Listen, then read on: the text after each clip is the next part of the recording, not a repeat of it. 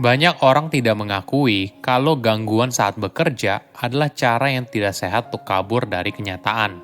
Halo semuanya, nama saya Michael. Selamat datang di channel saya, Sikutu Buku. Kali ini saya akan bahas buku Indistractable karya Nir Eyal. Sebagai informasi, podcast Sikutu Buku sekarang bergabung dengan Podcast Network Asia dan Podmetrics loh. Sebelum kita mulai, buat kalian yang mau support channel ini agar terus berkarya, caranya gampang banget. Kalian cukup klik subscribe dan nyalakan loncengnya.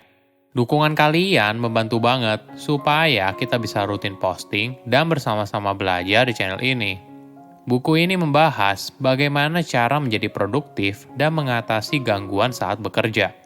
Pasti kamu pernah dong lagi mau serius kerja, notifikasi handphone bunyi, rekan kerja yang ngajak ngobrol, atau keasikan baca berita terbaru. Ini adalah hal yang biasanya terjadi di era modern. Kita selalu mengalami gangguan terus-menerus dan sulit fokus. Jika sudah begitu, kita langsung menyalahkan teknologi sebagai sumber gangguan. Padahal tidak sesederhana itu, menyalahkan teknologi sama artinya kita gagal melihat masalah yang sebenarnya. Kenyataannya, pikiran kita membuat gangguan itu sendiri. Saat kita ingin melarikan diri dari situasi yang tidak nyaman atau tekanan hidup sehari-hari yang kita hadapi. Saya merangkumnya menjadi 3 hal penting dari buku ini. Pertama, gangguan saat produktif. Apakah kamu pernah lagi asik bekerja, lalu tiba-tiba saja buka media sosial? Keterusan hingga menghabiskan waktu sejam. Ini adalah contoh ketika kita sedang mengalami gangguan saat berusaha untuk produktif. Kejadian ini mungkin dialami hampir setiap orang. Saat kamu mencoba untuk memulai sesuatu, kamu tidak bisa menyelesaikannya tepat waktu karena ada sesuatu yang mengganggu. Banyak yang percaya kalau gangguan kita diperparah berkat perkembangan teknologi. Namun, jika kita mencoba lebih kritis, sebelum munculnya handphone, perhatian kita juga mudah teralihkan, misalnya saat kita sedang mencoret-coret atau melamun. Kenapa kita menyalahkan teknologi atas gangguan yang kita alami? Kenyataannya, pikiran kita membuat gangguan itu sendiri, saat kita ingin melarikan diri dari situasi yang tidak nyaman atau tekanan hidup sehari-hari yang kita hadapi. Misalnya, kita menggunakan handphone untuk menghindari kontak mata dengan orang lain saat berada di tempat umum. Ketika kita menyalahkan teknologi, maka kita gagal melihat akar masalah yang sebenarnya. Dalam hal gangguan, ternyata pemicunya ada 2, yaitu internal dan eksternal. Contohnya begini, pemicu eksternal yang berasal dari luar diri untuk mengalihkan perhatian kita seperti ponsel atau orang di sekitar. Sedangkan pemicu internal berasal dari dalam diri yang mencegah kita menjadi produktif, seperti kecemasan atau depresi. Ada perspektif yang menarik. Manusia memang butuh perasaan tidak nyaman. Menjadi tidak nyaman membuat kita belajar tentang diri kita sendiri dan tumbuh menjadi pribadi yang lebih baik. Tidak ada orang yang sukses karena tetap nyaman sepanjang hidupnya.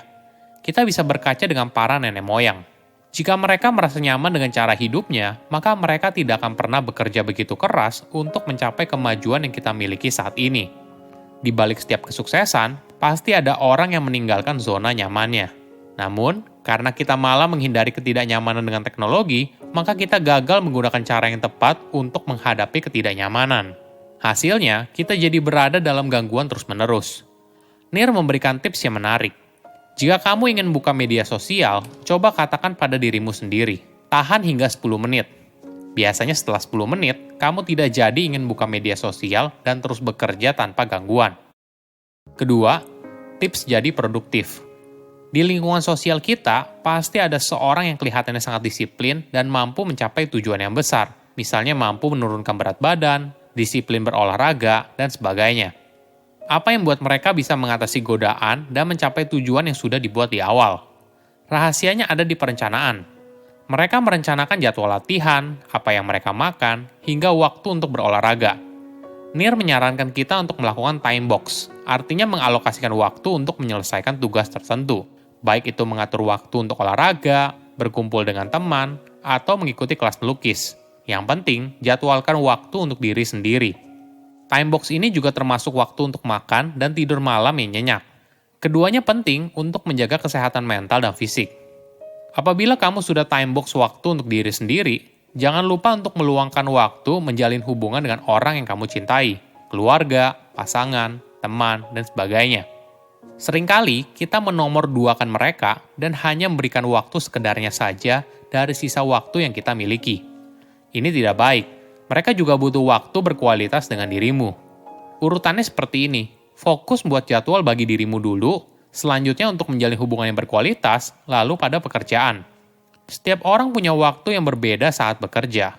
Mayoritas mungkin bekerja dari jam 9 pagi hingga 5 sore. Namun ada juga yang punya kebebasan untuk bekerja sesuai keinginannya. Namun yang paling penting saat mengatur jadwal adalah fleksibilitas. Kita tentu saja ingin setiap harinya jadwal kita berjalan sesuai rencana. Tapi kenyataannya tidak seperti itu. Yang paling penting, usaha semaksimal mungkin untuk mengikuti jadwal yang sudah dibuat sebelumnya. Ketiga, mengatasi gangguan dalam bekerja.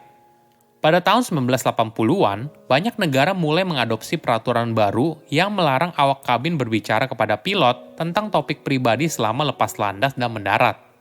Percakapan seperti itu bisa menjadi gangguan saat bagian terpenting dari penerbangan. Ini adalah cara industri penerbangan mengurangi gangguan dari eksternal.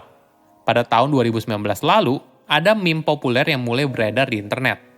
Meme itu berisi gambar seorang pria yang sedang duduk di meja kerja dengan tempelan kertas di punggung yang bertuliskan, "Tolong jangan bicara dengan saya. Saya tidak punya kendali diri yang baik dan akan berbicara dengan kamu selama 2 jam dan tidak menyelesaikan pekerjaan apapun." Selain itu, istri dari penulis pernah menyarankan Nir untuk memakai topi khusus saat dia tidak ingin diganggu. Meskipun ide ini cukup aneh, tapi intinya kita memberitahu orang lain kalau kita tidak ingin diganggu. Di era sekarang, gangguan eksternal saat bekerja tidak terjadi secara fisik, tapi juga bisa secara digital, entah via email atau grup chat kantor. Dua hal ini bisa menjadi sumber gangguan dalam bekerja. Kuncinya tetap sama, jika kamu sedang dalam kondisi yang tidak ingin diganggu, pasang status dan beritahu rekan kerjamu. Walaupun begitu, tetap luangkan waktu untuk membalas email atau pesan yang mereka kirimkan di waktu yang sudah kamu jadwalkan di hari tersebut. Nir memberikan tips agar kita bisa tetap produktif, bebas dari gangguan dengan membuat komitmen, effort pack, price pack, atau identity pack. Effort pack adalah komitmen untuk membuat kita sulit melakukan perilaku yang tidak diinginkan, misalnya main media sosial saat bekerja, atau sebagainya.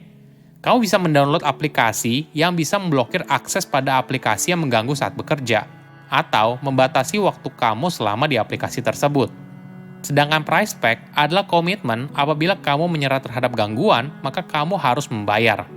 Contohnya begini, penulis membuat perjanjian kalau setiap kali dia gagal pergi ke tempat gym, sebuah aplikasi akan mengambil $100 atau setara dengan 1,4 juta rupiah dari rekening banknya.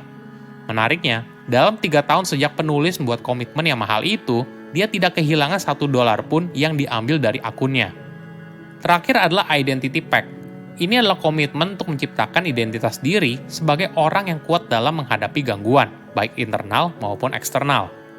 Jangan salahkan teknologi ketika kamu tidak fokus. Mungkin saja ini merupakan cara yang tidak sehat untuk kabur dari kenyataan. Silahkan komen di kolom komentar pelajaran apa yang kalian dapat ketika baca buku ini. Selain itu, komen juga mau buku apa lagi yang saya review di video berikutnya. Saya undur diri, jangan lupa subscribe channel YouTube Sikutu Buku. Bye-bye.